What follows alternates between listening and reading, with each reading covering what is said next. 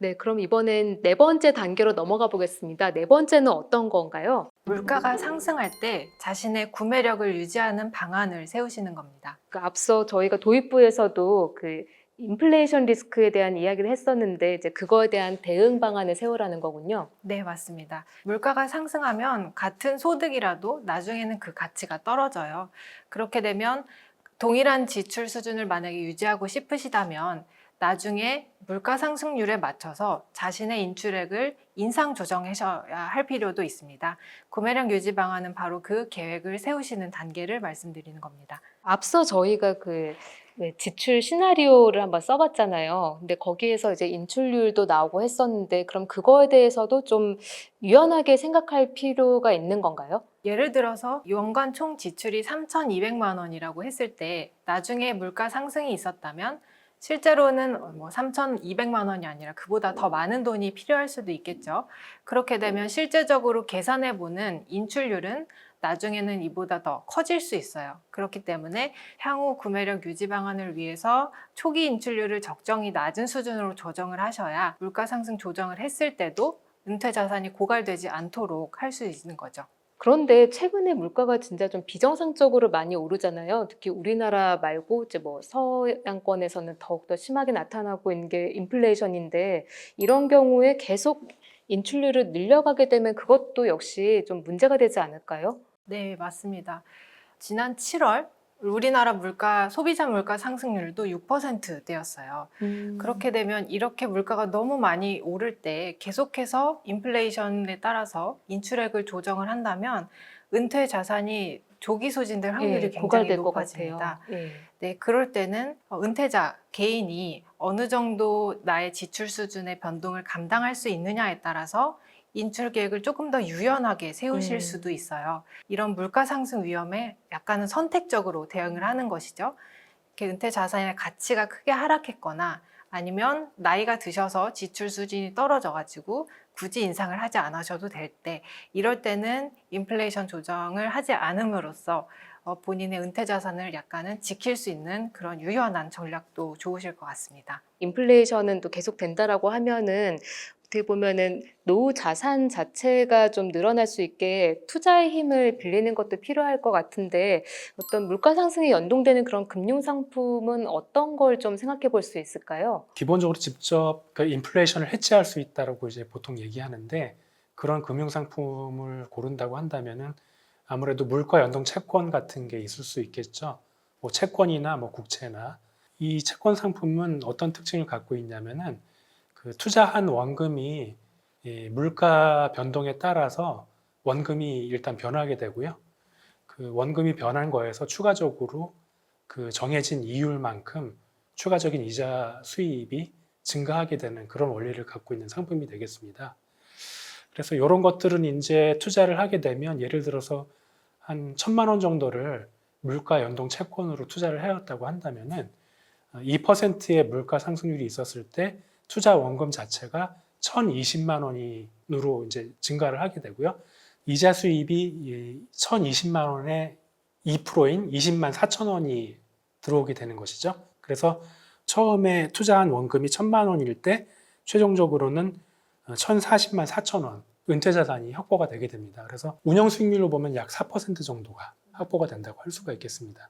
이런 물가 연동 채권에 투자함으로써 그 은퇴 자산이 물가 상승에 맞춰서 실질 가치를 확보해 주게 되는 그런 형태의 투자 상품이 되겠는데요. 다만 이제 아까도 말씀하셨지만은 이런 물가 상승률이 6%나 7%까지 치솟는다는 것은 조금 일시적이고 비정상적인 상황이 될 수가 있기 때문에 단순히 물가 상승에 맞춰서 구매력을 유지하기 위해서 오로지 여기에만 초점을 둬서 투자를 한다라고 하는 부분들은 장기 투자의 관점에서는 뭐 유효성이 좀 떨어질 수가 있을 것 같아요. 그래서 뒤에 말씀드리긴 하겠지만 장기 투자 관점을 두고 자산 배분을 한다는 차원에서 여러 가지 어떤 그 인출기에 정기적인 소득을 가져다 줄 수 있는 그런 투자 방법이 또 있을 수가 있는데 그런 부분에 조금 주로 초점을 두어서 또 추가적으로 말씀을 드리는 부분이 있을 수 있을 것 같습니다. 자, 그러면 이제 마지막 단계인 것 같아요. 어떻게 됩니까? 은퇴 자산의 일부를 투자로 하신다면 그 투자 자산을 어떻게 배분할지에 대한 얘기를 마지막으로 해야 합니다. 네, 이때는 은퇴 자산의 일정 비율은 이렇게 자산의 성장을 위해서 투자 운용이 필요하지만 동시에 이 투자에 수반되는 자산의 손실 가능성을 면밀히 검토할 필요가 있습니다. 앞서 살펴봤던 수익률 시퀀스 리스크 기억하시죠? 네. 이렇게 인출 초기의 자산 손실이 크지 않도록 이런 주식 등의 위험 자산 비중을 어느 정도는 제한적인 범위로 한정하는 것도 필요할 것 같습니다. 근데 이렇게 위험자산 비중을 조절하고 이러는 게 사실 쉽지는 않은 것 같아요. 노후자금 적립하는 기간에서는 저희가 그 자산 비중이 어려운 분들은 TDF를 요즘 많이 이용을 하시잖아요. 인출기에는 혹시 이런 거를 좀 자동으로 좀 조절해주는 그런 상품이 혹시 좀 어떤 게 있을 수 있을까요? 네, 아무래도 이게 투자기하고 인출기하고 구분이 될 수가 있는데 우리는 이제 인출기에 대한 부분을 얘기를 하고 있지 않습니까? 그래서 네.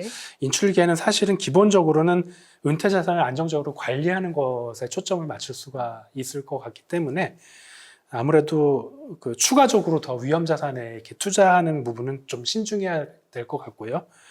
이와 더불어서 이제 원활한 인출을 위해서는 그 투자기서부터 쭉 미리 계획을 세워서 인출에 대비해서 계획을 세워서 어느 정도는 인컴 자산의 일정 비율 부분을 배분하는 것이 유효하지 않을까 이렇게 생각을 하고 있습니다. 인컴형 자산이라고 하면 어떤 것들 예를 들 수 있을까요? 인컴 자산이라고 한다면 이제 정기적인 현금 흐름, 이 소득을 제공해 줄 수 있는 그런 자산을 통틀어서 얘기할 수가 있는데요.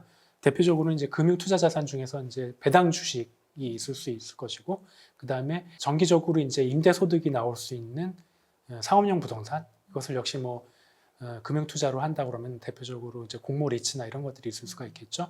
그리고 워낙에 이제 이자 수입을 제공해 줄 수 있는 채권이 대표적으로 있을 수가 있습니다.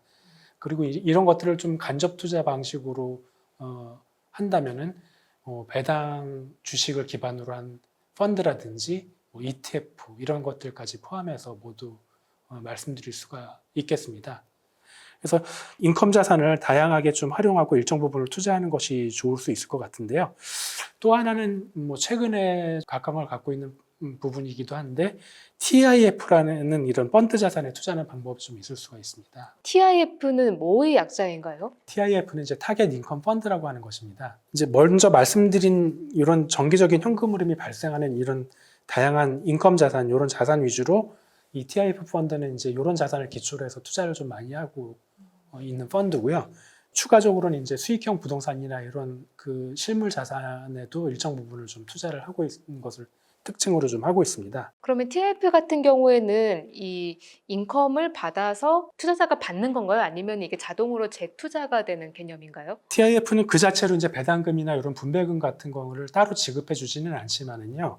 기본적으로 아까 말씀드린 여러 가지 유망한 인컴 자산에 나누어서 투자를 하기 때문에 거기서 나오는 수익을 통해서 은퇴자의 인출기에 유효한 자금을 인출할 수 있도록 상당히 안정적으로 수익을 제공해 주는 그런 역할을 하고 있습니다. 그래서 이제 은퇴 자산이 조기 고갈되지 않도록 투자 성과가 이제 안정적으로 관리되는 데 있어서 그 최대한 좀 유용할 수 있도록 초점을 맞추어서 투자를 하는 펀드라고 말씀드릴 수가 있겠습니다. 적립기에는 TDF를 이용해 보면 좋겠다면은 인출기에는 TIF가 좀 유용한 투자 상품이 될 수 있다. 이거 한번 여러분께서 기억해 주시면 좋을 것 같고요.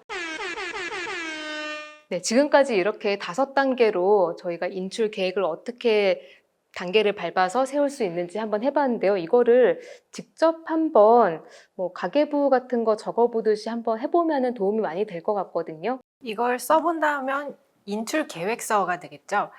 선진국에서는 WPS라는 개념이 있어요. 혹시 IPS라는 것 아시나요? 어떤 건가요? IPS라고 하면 이제 Investment Policy Statement라고 해서 보통 이제 투자 정책서라고 얘기를 하고 있고요. 뭐 글로벌 연기금이나 아니면 이제 기업의 퇴직연금이 있을 수 있는데 기업이 관리하는 그 퇴직연금의 어떤 장기에 걸쳐서 그 투자 계획을 세우는 데 있어의 기본적인 지침들을 정해놓은 문서라고 할 수가 있습니다. 기본적으로는 이 내용은 이제 자산 운영 목적이라든지 어떤 방법, 그 다음에 목표 수익률, 그리고 운영 성과에 대한 평가 등 이런 항목들을 필수로 구성하여서 계속 작성되고 관리되는 그런 의무적인 어떤 지침이라고 할 수가 있습니다. 네, 이와 관련해서는 투자연금 리포트 55호를 참조하시면 구체적으로 알 수 있는데요. 이 IPS가 은퇴자에게 있어서 WPS와 굉장히 유사한 개념입니다. WPS는 은퇴자가 시장 환경이 막 변화할 때 그 변화에 좌우되어서 성급하게 의사결정을 하지 않도록 어떤 지침을 따라서 인출 계획을 실행할 수 있도록 도와주는 개념입니다. 이게 우리나라에서는 아직 잘 알려져 있지는 않지만 고령화가 진전되고 또 연금 제도가 발달한 미국, 영국 같은 나라에서는 WPS가 자산관리 서비스에 적극적으로 활용이 되고 있고 또 은퇴자가 직접 작성을 해보기를 권장되고 있어요. 그래서 우리나라에서도 맞게 고안된 이 WPS를 한번 작성 예시를 통해서 보여드리면 좋을 것 같습니다. 화면에서 보여드리는 인출계획서 양식과 작성 사례는 2020년 기준 60세 부부의 사람들의 가정에서 진행을 한 것입니다. 이 1960년생인데요. 이 사람들은 기대 연명과 이 사람들의 국민연금 수급 개시 연령을 기반으로 작성을 했습니다. 은퇴 자산이 6억 원이 있다고 가정을 하고요. 이 부부는 62세에 은퇴를 하겠다고 생각을 하고 앞으로 남아있는 은퇴 기간은 21년에서 26년까지 생각을 하고 있습니다. 이 부부의 재무 목표는 두 가지 우선순위를 가지고 있네요. 라이프 스타일과 장수, 이것을 두 가지 우선순위로 두고 구체적으로는 은퇴 기간 중에 지출을 절약해서 자산이 고갈되지 않도록 한다라는 목표를 가지고 있습니다. 다음으로는 지출 계획인데요. 이 부분은 앞서 봤던 시나리오와 동일한 거예요. 연간 총 지출을 3,200만 원, 그리고 국민연금과 사적연금을 받은 이후에 연간 1,800만 원을 인출하겠다라고 계획을 세워두었습니다. 그런데 오른쪽에 보시면 사별 후 배우자 생존 기간이라는 것이 있죠. 이 은퇴 기간이 본인과 배우자가 달라서 나타나는 부분을 감안을 한 것인데요. 연간 총 지출이 한 사람의 지출인 2천만 원 정도를 생각하고 유족연금인 국민연금을 받으면 이때 연간 인출액은 1,640만 원 정도가 되는 것으로 작성을 했습니다. 다음으로는 구매력 유지 방안을 보시겠습니다. 물가가 상승할 때 이분들은 인출액을 조정하겠다고 계획을 세웠고요. 그리고 선택적으로 은퇴자산 가치가 하락했을 때는 인출액을 조정하지 않겠다고 선택해서 약간은 여유로운 지출 계획을 세웠다고 보실 수 있습니다.